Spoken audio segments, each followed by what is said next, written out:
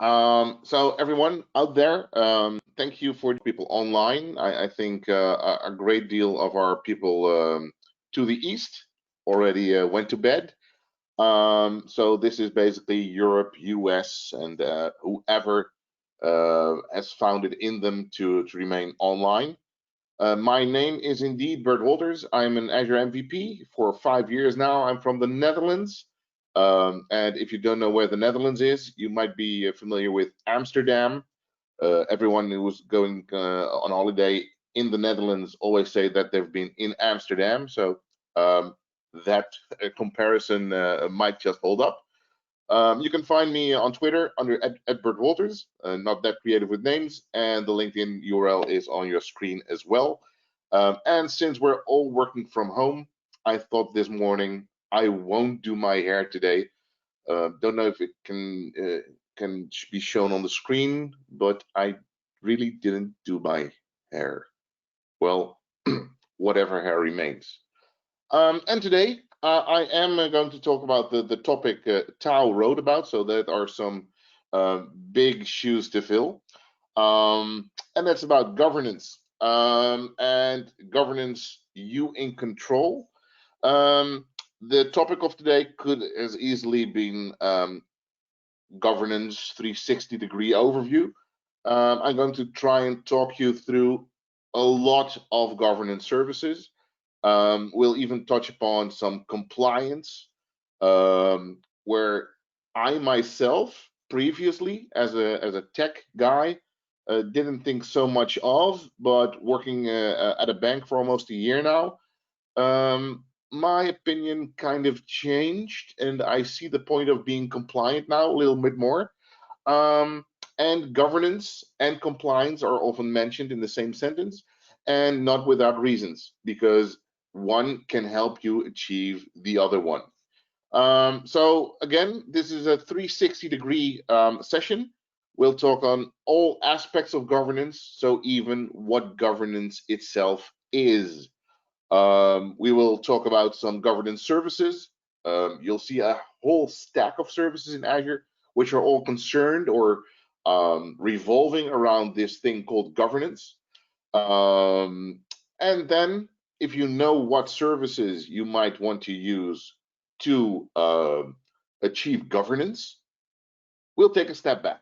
We'll take a step back into first making choices in your environment um, in a solid way. And that has everything to do with the previous speaker and his last remark: ask the why question. Why are you building this like that? Why are you using these services? Um, why are we going to talk about governance? We're going to look at how to standardize deployments, but also standardize our subscriptions. We'll look into providing some guardrails for our customers and our colleagues.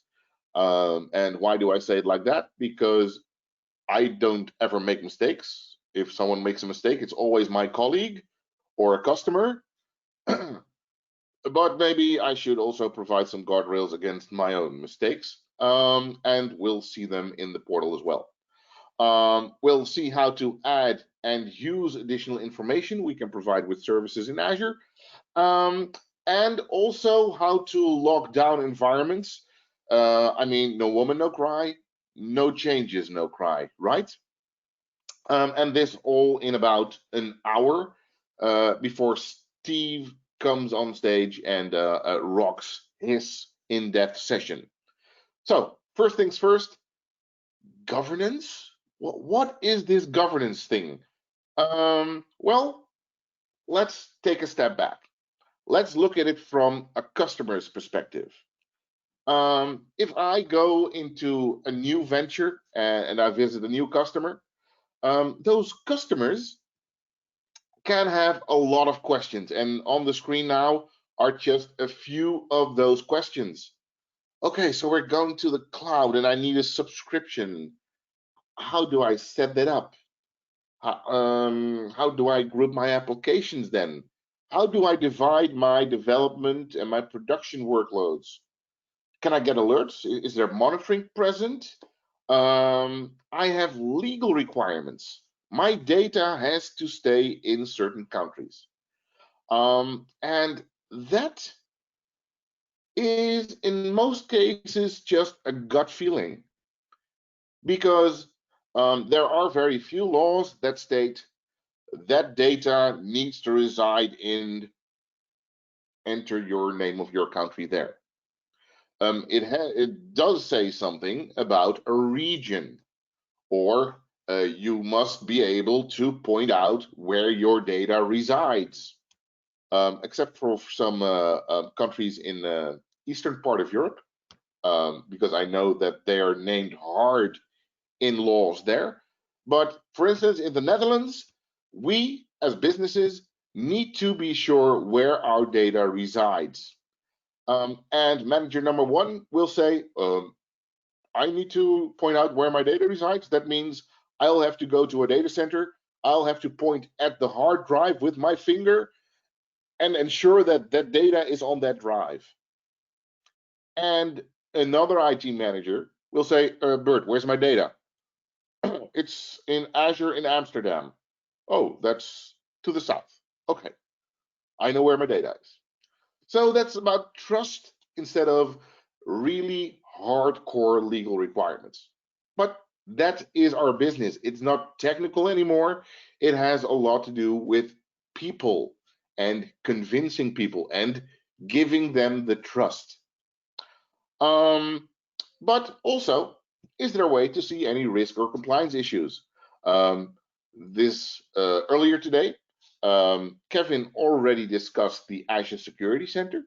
But using Azure policies, we can also see risk and or compliance issues if they collide with certain policies.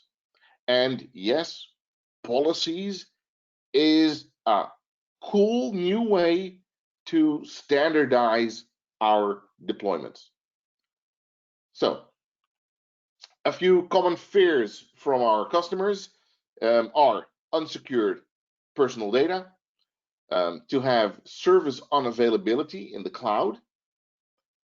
Are there ways to associate costs in Azure to spenders? Because if I just spin up a subscription, anyone in my business can deploy anything, right? No. Audit trails not present. Who has done what in Azure? Will my IT department just keep on deploying? And this is not an unreal fear, the deployment spree, because what did we do in the past? What did we do in the era when we moved away from physical servers to virtualization? Well, I'd go in my car and go over to a customer and ask, so how many physical servers did you buy in the last 3 to 5 years?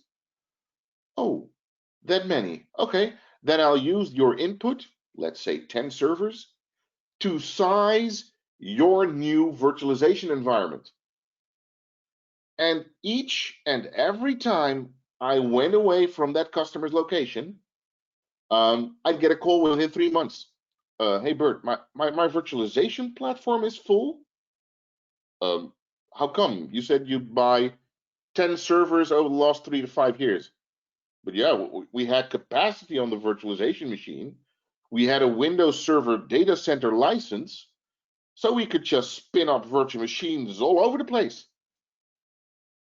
So if you've got this subscription thingy in the cloud, you can just say, well, new virtual machine, deploy. New AKS cluster, deploy. And IT can have a field day. Or can they?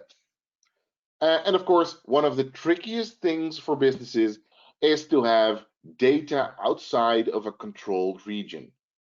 Again, having that gut feeling, I need to have control. I need to know where my data is. Where's my data? So brings us back to the point, what is governance? What can governance solve for us? Well, cloud governance is the people, is the process and the technology associated with your cloud infrastructure, your cloud security, and your operations. But governance isn't just technology. Governance is basically a framework which will give you policies and standard practices. And those standard practices will include cost optimization, resiliency, security, and, if needed, compliance. Now, I visited another presentation from one of my fellow MVPs a few years back. You might know him, Rick Hepworth, and he had this amazing slide, and I'll share it with you. There is not just one governance type. We've got technology governance, like what services are you going to use in Azure? Like Azure is this big box of marbles. One shines more than another. But what services are you going to use? And as Kevin said earlier, customers tend to choose for the easy thing. Oh, VMs. Yeah, I know VMs. We got VMs in our own data center, don't we? Yeah, let's do VMs. And then it's our task to come in with those obnoxious questions. VMs, why? Doesn't it make more sense to deploy this in, name your favorite service there? It has something to do with location governance. What location are you storing your data? Are there locations where you can't store your data?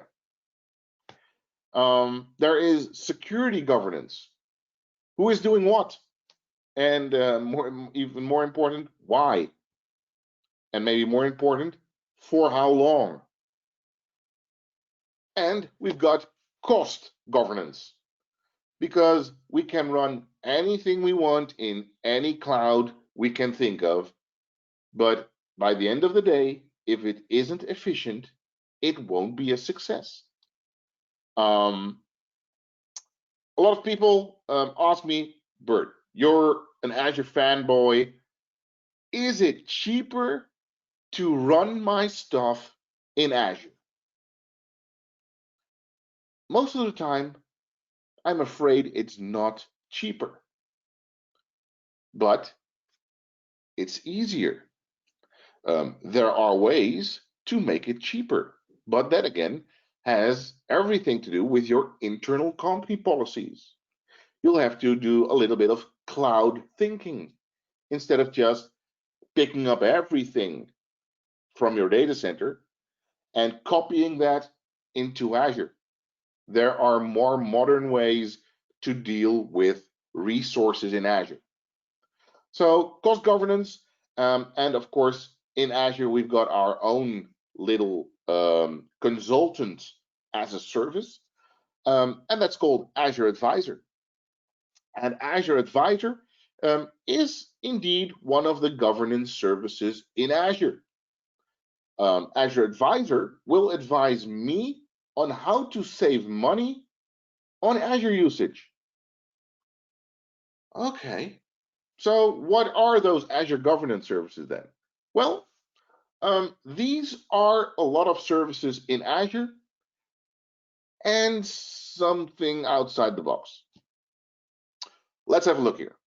In the bottom, the foundation of governance is your Azure account or your enterprise agreement, where you make your Azure subscription.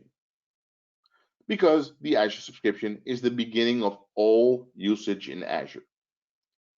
Then we have a whole number of resources that can help you govern services in Azure.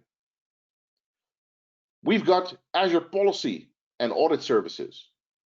We have tags.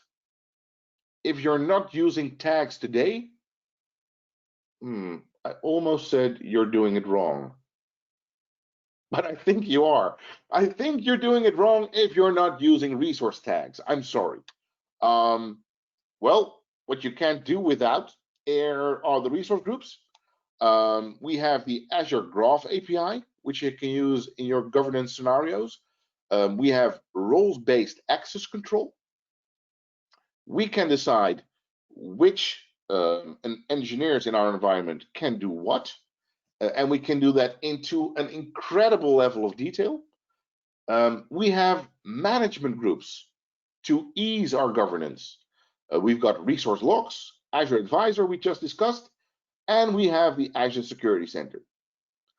All the way on the right, we have something that isn't part of a service in Azure, but is kind of important: to have naming standards. And I know opinions differ out there. There are people that say, well, I don't care about naming. As long as my applications know where to find the data, I'm okay with whatever naming I can think of. And there are people like me who are slightly autistic and like to have things standardized. Those are the people who like naming standards. But Microsoft says something important, and that is, just like security, governance is a shared responsibility. Microsoft governs a lot on their end of the spectrum, but you have responsibility there. You are responsible for your own governance. We'll dig a little deeper on this topic if we start to look at the compliance side of things. And that will be around, let's say, in 30 minutes. So, subscription management, one of the key things if you're thinking about governance. Earlier times, Microsoft advised companies to have the least amount of subscriptions as possible. Why? Because at that time, the more subscriptions, the more management overhead you'd have. What? Yeah. If I was an MSP, a service provider, and I'd have to change one thing in 20 subscriptions, I would be logging into 20 subscriptions. I would log into subscription 1, make the change, log out, log into subscription 2, make the change, log out. You get the drift, right? Now, that would be fun if you were paid by the hour.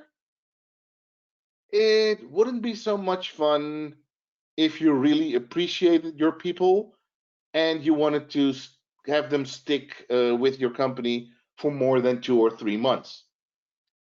So, subscription management. One of the key questions in subscription management is, especially in the enterprise, how do I set up my subscriptions? And yes, we have choices there, because no single business is the same as another one. So how do you set up your subscriptions? Roughly, we have 3 choices. Choice number 1, you could choose to do this per department. So each department would get their own Azure subscription. This might seem like a really easy way to do things, especially on the cost management side of things, because instead of having to tag each and every resource to show which department is using those resources, we would just get a separate bill per department of services consumed in Azure. The only thing is that we would create an RBAC model specific for each department for each subscription. That's a downside there. But this could be a choice. You could do it by department. I've seen this with a Dutch public transportation company. They ended up with about 48 subscriptions. 48 subscriptions. I've seen this with a Dutch bank. They ended up with 76 subscriptions.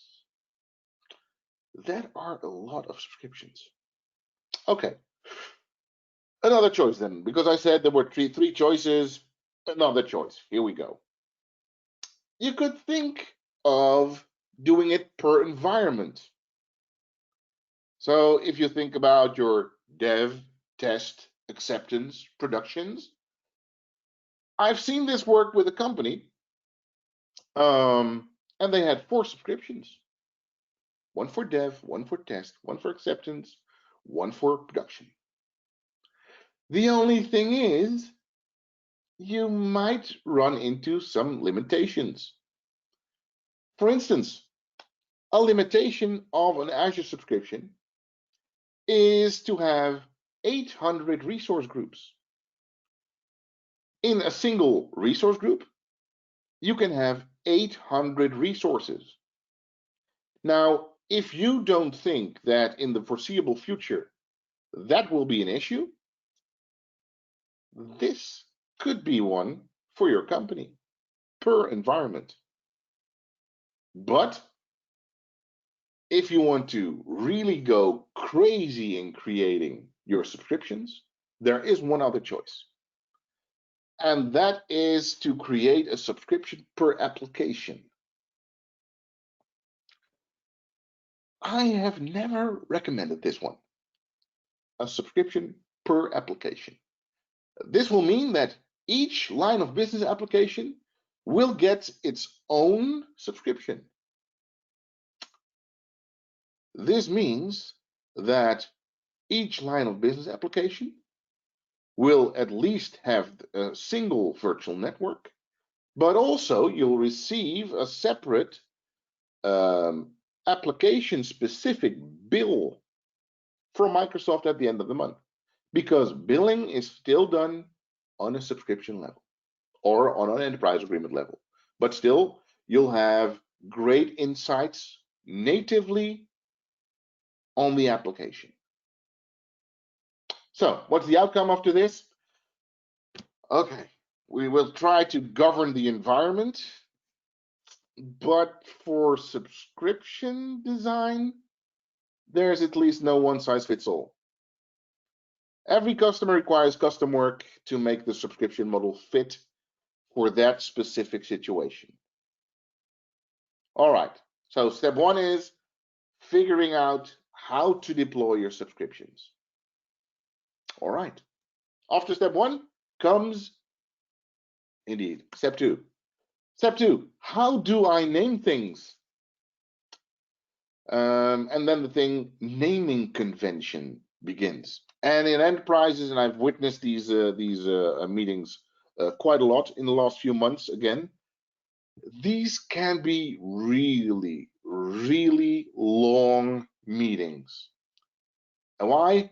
Because we like to figure out each and every detail, each and every anomaly that comes on our path we would like to foresee and have something in place for.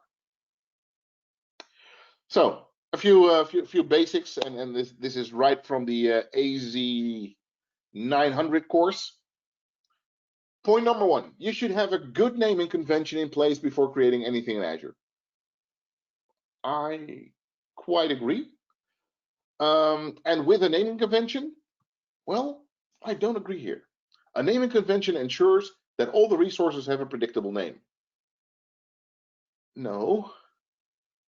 Adhering to a naming convention ensures that all the, just having a naming convention doesn't do anything for you. You should adhere to that naming convention. And we humans are terrible items to adhere to anything, let alone naming conventions.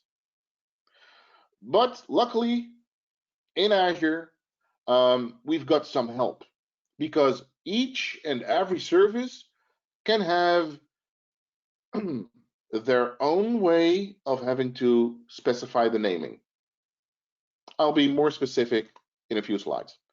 All right, so what do most companies do is they divide the name into segments. We'll think about some cool company identifier. If you're Contoso, you'll do a CNT or something. If you're Microsoft, MSC, then application or area identifier. That's a possibility. Target or environment. Is it production? Is it, what is it? What kind of Azure resource is it? Is it a VM? Is it a logic app? What is it?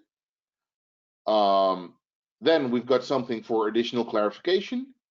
For instance, VM, ADDS, or just DC01, or don't you name your domain controllers DC? And then of course a number, because we all like a number. So that's the first thing. We'll divide the name into segments. Then we'll create all of these abbreviations. And of course, we'll have separate meetings for these abbreviations.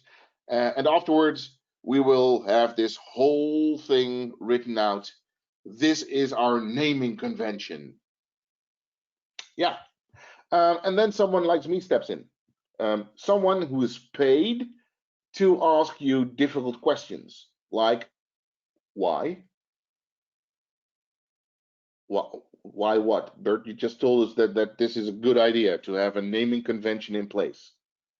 Yeah, I know I just told you that, but let's see, let's look at segment A, right? Contoso, that's the company policy.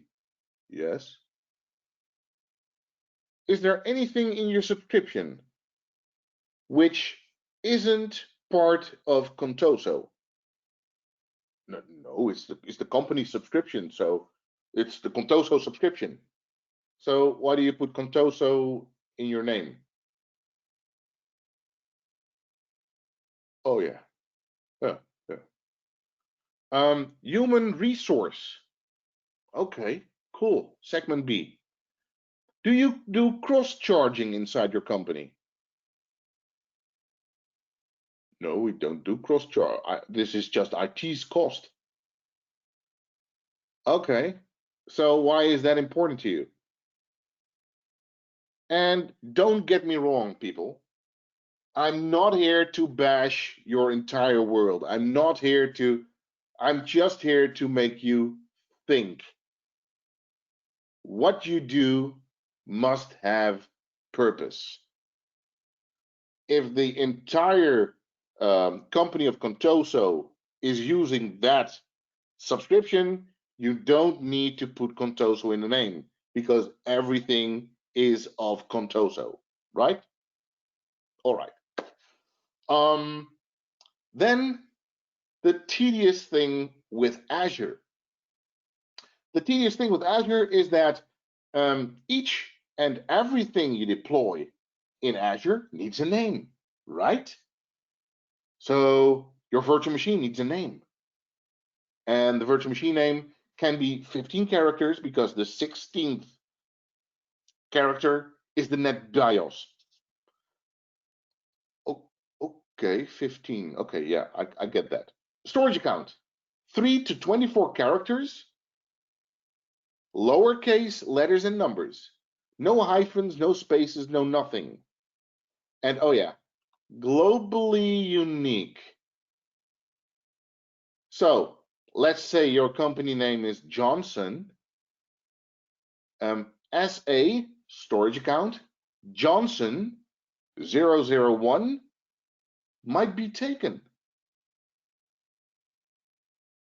So again, naming conventions are quite convenient, but collisions, especially with services that need public access, can be done or can't be done because that's prevented by the system. So that is why a big Dutch company, which ships beer all over the world, has stepped back from using these kind of human deductible names in their storage account names, for instance. They just generate a random GUID of 24 characters, and that's their storage account name. And in code and in documentation, that is where you'll find the translation of applications or storage for websites or whatever, but not human deductible names anymore. So we've devised how we're going to divide our subscriptions. We've thought about a naming convention. We considered a naming convention. But now we've got these multiple subscriptions. And how do we manage those things? Well, again, if you are still a company that gets paid by the hour, your strategy might be just to do that subscription by subscription. But nowadays, we've got something smarter for that. And that something smarter is called management groups. Management groups makes it easier for you as a company to govern multiple subscriptions. You can create a hierarchy of management groups to fit your organization. So again, not a blueprint, yes, pun intended, like this is the single way we can set up a hierarchy. No, specific to that company's needs, you can set up a hierarchy of management groups to fit that organization. And basically what this does is allow you to put multiple subscriptions in that hierarchy and manage them as one. Now, that sounds quite ideally, right? So, how does this work? Well, where we basically begin with is the root management group. The root management group is always present, and from there on out, you'll take it. The root management group can then be divided as you wish in a prod and pre-prod. And inside those groups, those management groups, you can place your subscriptions. Now, if that is still too abstract for you, you're in luck, because I've got something that's called an Azure portal. I've got it right there. And we can all create management groups. So if I just go into my management groups environment, and it is kind of disappointing because each and every time someone tells you something about management groups, they come in with this nice graphical interface showing you a hierarchy of groups. And then you go into the Azure portal, and then you just get a list. So I am now in my tenant root group. So in my Azure Active Directory tenant, there's always the tenant root group. And from there, I can start building out my own hierarchy. Now, in this tenant root group, I've got 3 management groups. I've got the management group all subscriptions. I've got the management group central IT services, and I have the decentralized IT services. Well, nice hierarchy, Bert. Yeah, I know, but it's coming. If I go into my group all subscriptions, I see I've got more management groups. I've got production and test, and also a few subscriptions. Now, this one is part of this management group, the all subscriptions management group. But if this is a test subscription, BizSpark, for the older viewers amongst you, I can move this into my test management group.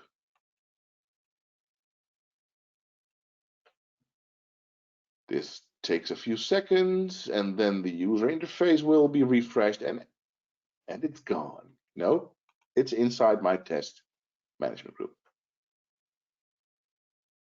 Okay, so I can create a hierarchy of groups, and then I can put a subscription inside that management group. Okay, very good. And now what? What can I gain with that? Well, for instance, and I'll go back to my all subscriptions. I've got my production management group and my test management group here. Let's say I want MFA for all my users that use the production environment.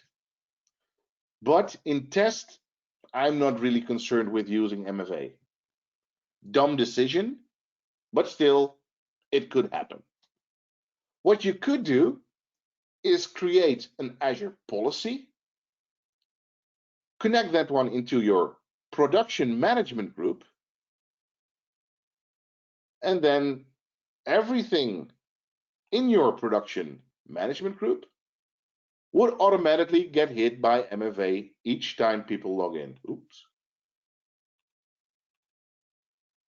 Now, if I've got something in my test management group, which isn't protected by MFA, and one of my developer friends deploys something in this management group, in this subscription, I can simply say, oh, there's now something in production here, move it to my production management group, save. The policy MFA required will then be activated for that subscription. You like? Well, management groups, good news, is still free of charge. It's still just there for you to use. So, management groups, a way to control, a way to manage, a way to govern multiple subscriptions. Okay, nice feature. One of the first features we discussed within Azure Governance Services. Then guardrails. I'm not sure if where you're from you have a lot of bowling alleys, but the next feature I'd like to discuss with you are basically those guardrails. If you go bowling with your kids, that you can just hit the pins, right? And that are Azure policies. I'm not going to dive too much into policies because Mr. Buchanan is far better equipped to discuss policies with you later. But Azure policies are super easy to use. First of all, they're built into the platform. Second of all, this could be one of your more unique selling points. And I know that I'm talking to a lot of people right now, and that I'm talking to everybody to say that this is their unique selling point. But I would really advise you just to take some time and go through all of those policies. Why? Because that is what could set you apart. Set you apart how? With policies, you can create your own basis of how you manage your customers' environments. What do you mean? Okay, I'll show you again in the Azure portal. Where is my portal? It's here. And we will move a little bit away from management groups and go into policies. And you'll see that if we come back into the slides, I probably have to skip 4 or 5 slides ahead because I'll demonstrate everything here from the policy. So if you look at policies, it's all about definitions. We'll skip these things, these initiatives for now. We'll come back to them later. We'll first look at policies themselves. Policies are like the guardrail of Azure. Why? Because policies apply to, let's say, a subscription or a resource group. Then, even if you are the super duper admin on that subscription, when a policy is set, you cannot go against the set policy. You can't. And you see this little scroll bar here? This is a real small square. That means there are a lot of policies. So why do I recommend to go through these? Because this will make your life a lot easier. For instance, if you have those customers who will call you up on Friday afternoon and says, hey, Bert, and I know they won't say, hey, Bert, to you, because that's me. Hey, Bert, I just deployed, again, virtual machine, a virtual machine, but it's now in Southeast Asia. How can you mend that? Well, what you could have done before is this. Specify these two policies. Allowed locations. Allowed locations is exactly that, what it says it does. So if I choose assign, portal work with me, please. I'll just take this one then.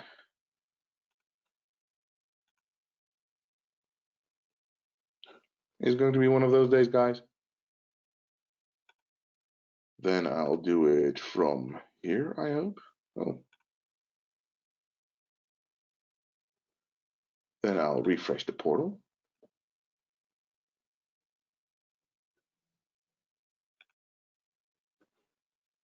Yay. Allowed locations,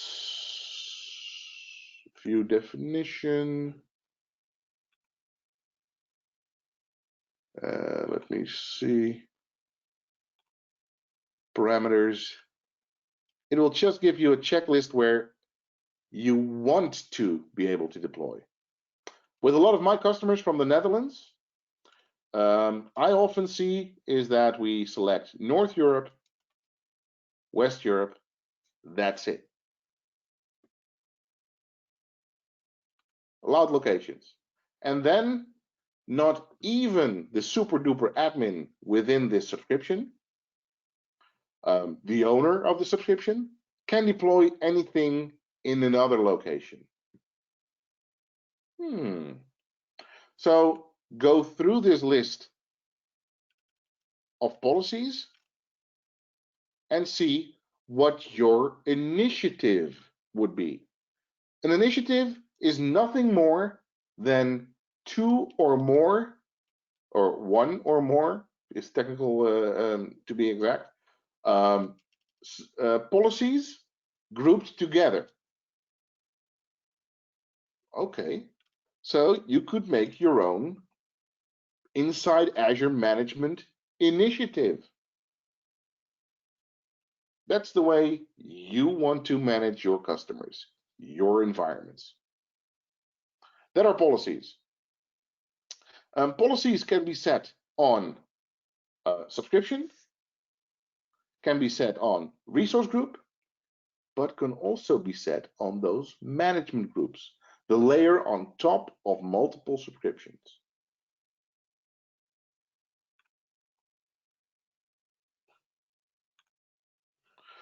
Let me see, did I miss anything here?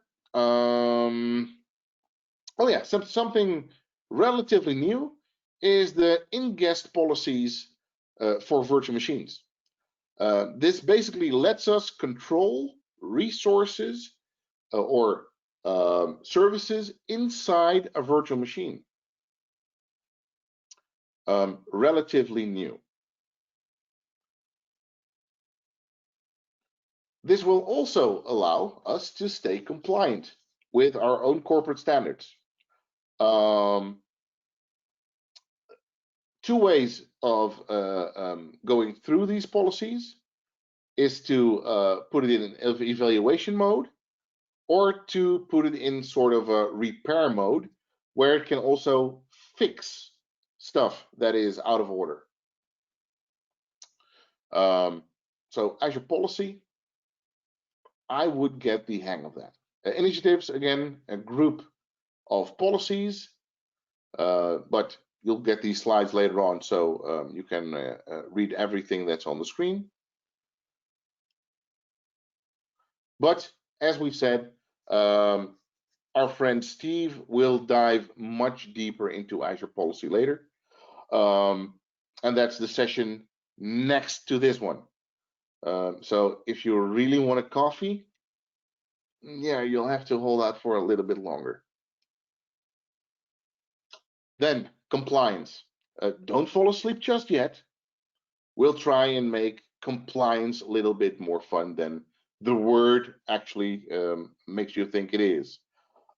Compliance. What is compliance? Well, it's not something Microsoft started to do last week. It is something they started with back in 1989. So before 2000, there was also a planet called Earth. Microsoft 1989 opened their first data center. This is when Microsoft also begun their compliance journey. Now, I always, as a tech head, thought compliance, bah humbug. Until I worked at the bank, and I got a lot more respect for people in the compliance industry. Why? A, because it says something about the maturity of your organization, but also because we can now reuse Microsoft's efforts in that space for our customers. What? So, do you know how much money and time and effort from people it takes within organizations to be verified and compliant year after year, 6 months, every 3 months for some standards even? A lot. Now, if you move parts or your entire estate into the realm of a service provider like Microsoft that has this in check, and you can reuse their certification for their part, for the hardware, for the data center, for the access, for and so on, for your own organization, how much money could that save you? Yeah. So Azure Compliance, and I'm sure you've all heard those big speeches from Microsoft. We have the biggest portfolio in the business. It's a serious thing. So if you want to dive in this area, you should look up the Microsoft Trust Center. Microsoft Trust Center is a valuable resource. If you go on to new customers, please mention this. I'm not saying that you need to know everything about the Trust Center, but at least know where to find your stuff. If we're talking about compliance, if you're talking to a financial, if you're talking to a healthcare organization, if you're talking to an industry who wants to have some standards, know that you can go to the Trust Center, hit compliance, you go in the compliance space, and then you got these 3 buttons down here. This one is about the shared responsibility between you and Microsoft. What you can also do is download their audit reports, but this is always a moment of awe. This is Microsoft Compliance offerings list, and they do comply with a lot of standards. Some are really regional, sorry, such as the GB 18030 for China or the GDPR for Europe. But some are international standards, like the 27001 from ISO, like the SOC. So what SOC standards do your data centers adhere to? 1 or 2 or no. Microsoft Azure data centers 1, 2, and 3. And you can find those reports freely downloadable here. So, compliancy. So, Bert, Azure governance, why do you bring up compliancy? Because compliancy often requires you to standardize deployments.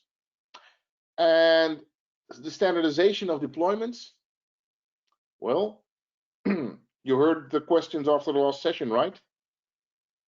Why don't you use X, Y, or Z for the deployment of your? Well, because the choice is abundant, people. We can use a lot of stuff to get our things up and running in Azure. We can use CI/CD pipelines. We can use the Cloud Shell itself. We can use JSON templates. Oh, did you by any chance get to the what if extension? Did anyone already work with that? It's cool, right? Didn't Tao Young make something like that before? Okay, moving on. JSON templates can be used, right? JSON templates can also be used in CI/CD pipelines. We can use PowerShell, we can use Bash, we can even use the portal. And then we haven't even talked about third-party deployment tools. But please, if you are concerned with compliancy, try and work in standard building blocks for your company. So your CISO only has to validate those standards and not has to evaluate each and every deployment you throw out there. So we have an abundant way, a number of choices if it comes to resource deployment. Okay. So again, no one size fits all. But hey, this is what gives us still some work, right? But what about the standardization of subscription deployment? So I worked for a company a few years back, and we had this great PowerShell thing we built. It took about 3 months. I must admit, 3 months. But then we had this PowerShell tool who could like scan an Azure subscription, get all the specific settings from that subscription, and then copy them over to a new subscription. Wow, that was a cool feature. Then it was March, and I went to the MVP Summit. And Microsoft said, we are building a tool. It's like a blueprinting tool. A tool where you can standardize your subscription. And inside, I cried a little. But it's here now, and it is pretty cool. And again, it is pretty cool, even if you look at it from a standardization and a compliance standpoint.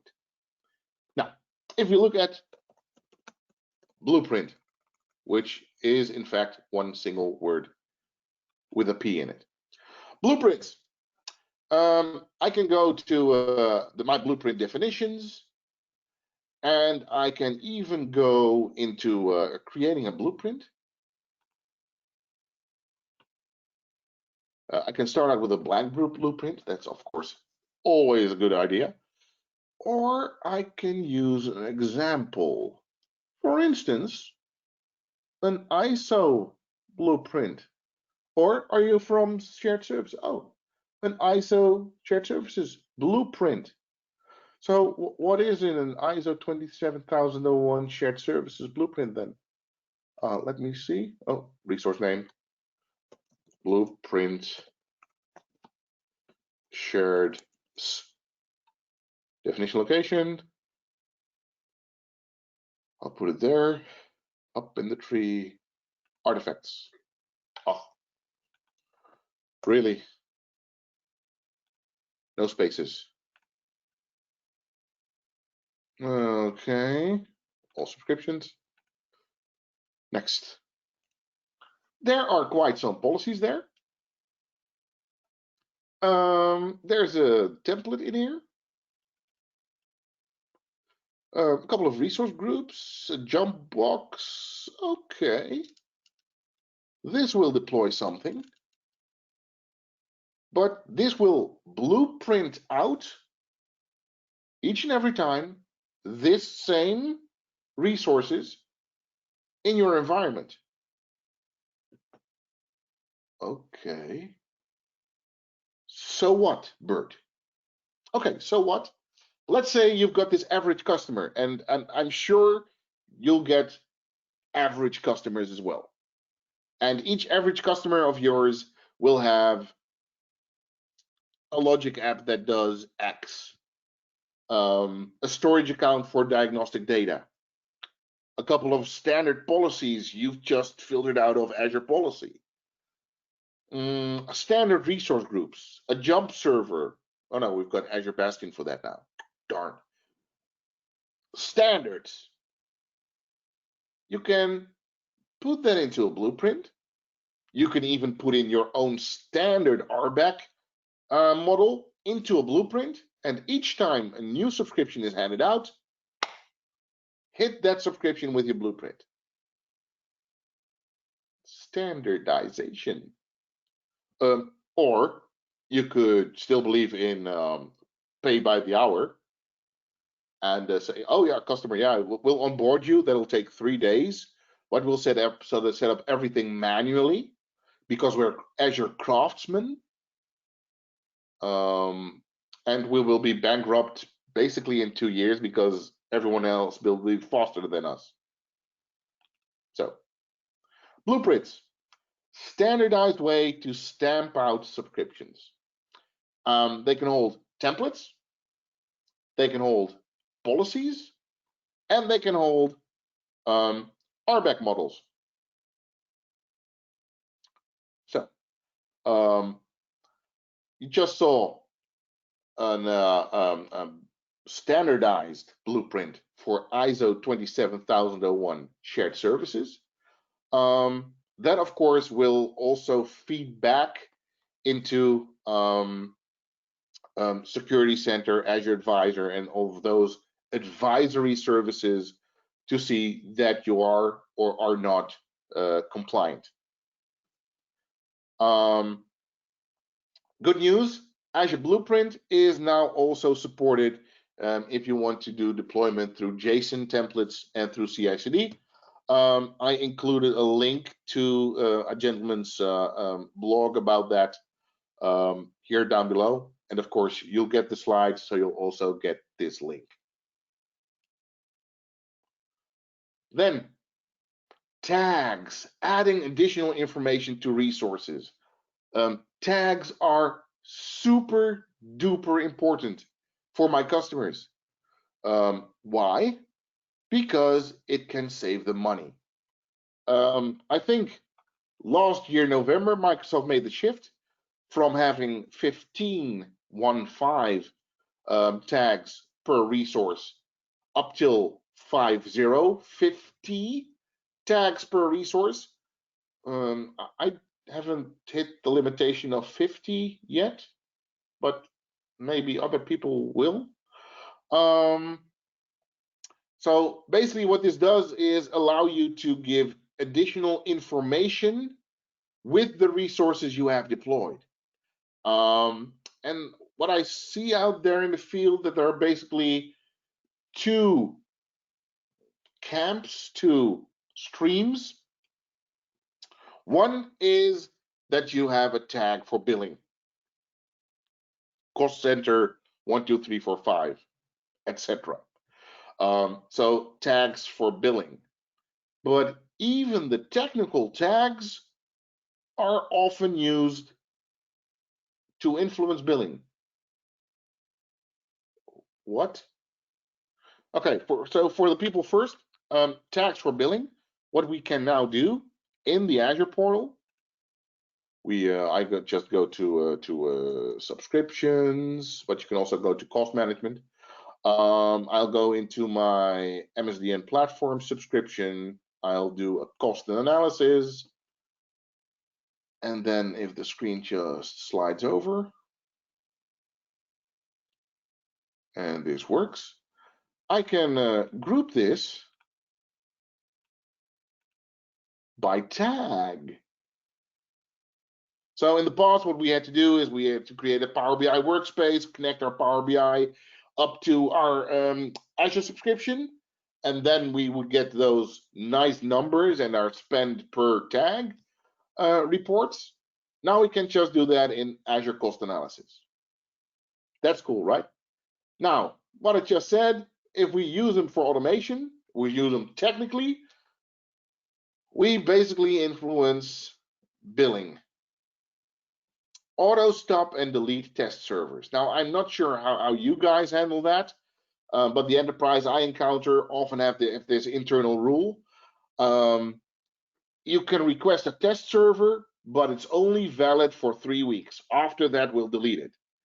And what will happen is I'll return there after about 6 months, a year, and the test server is still running.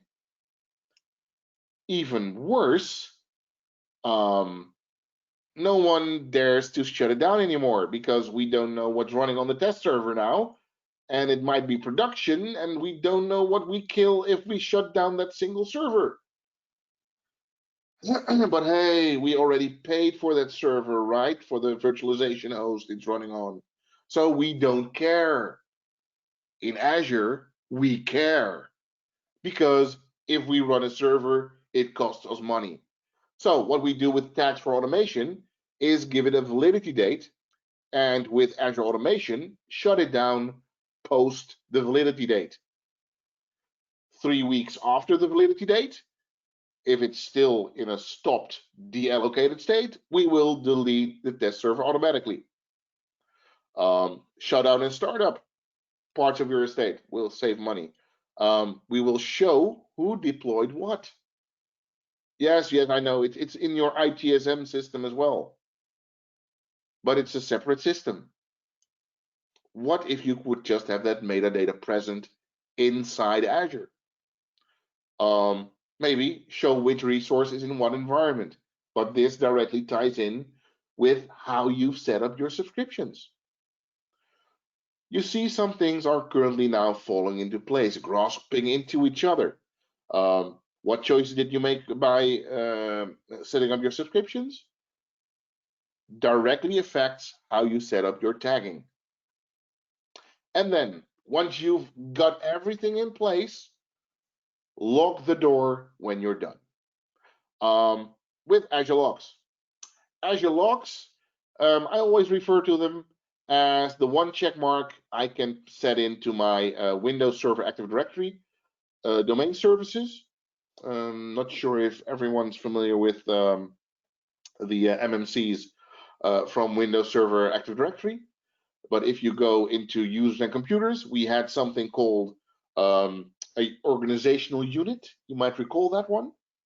And if you looked up the properties, right mouse button, properties of those organizational units, you get one checkbox you could set.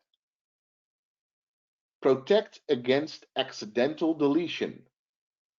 This is the protect against accidental deletion feature in Azure. But make the right choice here. With logs, Microsoft has given us two separate choices. Almost each resource in Azure has this option to be locked. I can add a lock here, have to give it a name, VM lock. Read only or delete. Read only is really read only.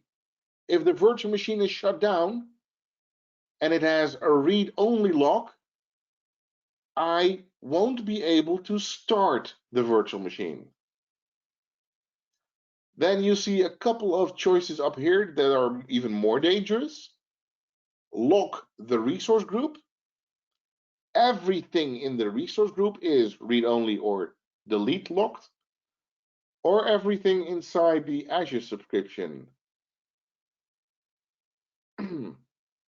Now you know why you should use role-based access control. I don't think you want everyone to be able to lock a subscription, because that trickles down. So if you lock the subscription, all the resource groups with all the resources in them will be locked. All right, I think that's about the time I had. So before signing off, answering a few questions with Pete and giving everything to Steve, this fantastic stage. A few words to wrap up. If we talk about Azure native governance, we're talking about speed and control. We are able to set up management groups to control multiple subscriptions in a hierarchy. We have policies with which our cloud engineers can fortify our investments in Azure. With blueprints, we can standardize the way we deploy our subscriptions, and cost management will show us an overview of the cost of our subscription, and if needed, even per tag. In this session, you saw me using almost all of these resources. The naming convention for Azure resources can be found here. The Azure Compliance blueprints and more on that can be found here.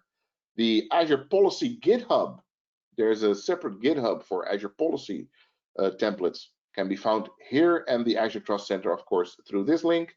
What I didn't show you is the location West Europe for data governance. So what I wanted to show you was that the Azure location region West Europe is indeed in Amsterdam. Now, if you have any questions on governance, this might be a good way to start your quest, and that is aka.ms/governance docs. That'll bring you right into the docs section for governance in the Azure portal. And this will bring it to a close, Pete. Great, thank you, Bert. Great session, and a couple of I'll call them fairly heavy questions for you. I'm going to take over and just show the question screen so we can roll right into Steve's session after this. But your first question, so if you're just joining us, we're talking to Bert about questions related to Azure governance. And the first one, to implement our governance standards, would we be using ARM templates, and would we be storing these in a Git repository? Well, eventually, those templates should be deployed on Azure, of course.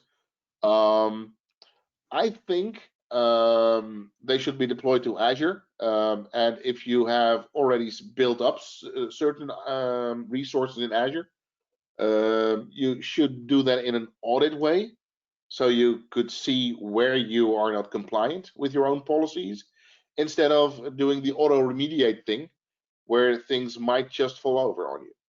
Yeah, so I think they're talking more about from an authoring and versioning perspective. All right.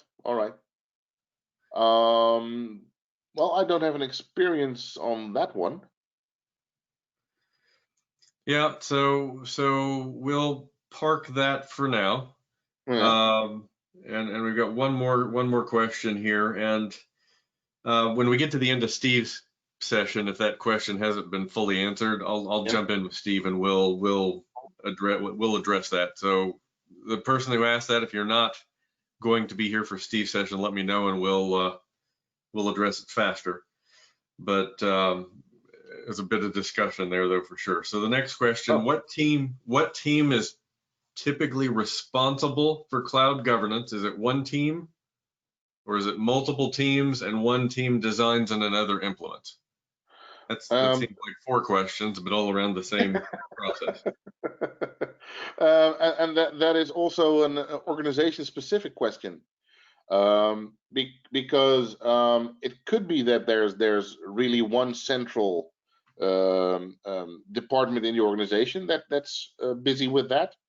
But if you set up your subscriptions per department, for instance, each department could have someone looking after their governance. Yeah, so I've got some work in large organizations and some insight into the financial services industry. And what I'll say about that is, the larger your organization, The more people. the more certain you can be that the folks defining the standards for your cloud governance and those implementing at a technical level are going to be 2 different teams. True. Yeah. There's going to be a team defining the standards and handing those over to the technical team, who will then, recommend how those are going to be implemented. And so when you're building those templates, your folks defining the standards aren't the same folks who would be working hands-on in JSON, right? That's true. Or even sometimes, dealing with, in orgs that are dealing with multiple clouds, a language like Terraform comes into play. And then it gets even more interesting. But I think the answer to try to give a brief answer to a complex question there is, typically multiple teams will be involved in that decision process. Is going to be separate from the implementation process, but definitely communication between the 2. Yep. Or more. To Bert's point. Next question. We use Terraform for our cloud deployments. Do you find organizations implementing Azure policy using Terraform? I haven't seen that being done yet. So we'll actually carry that forward to Steve's session. Steve's actually certified in Terraform, and he's talking about Azure policy. So I think Steve's session will be the best place for us to park that question and answer. So note that we've got that question on tap, and we'll let Steve talk to that in the context of his policy examples. All right, Bert, I think that is the end of our queue of questions. So thanks for joining us today. I know it's already dinner time and maybe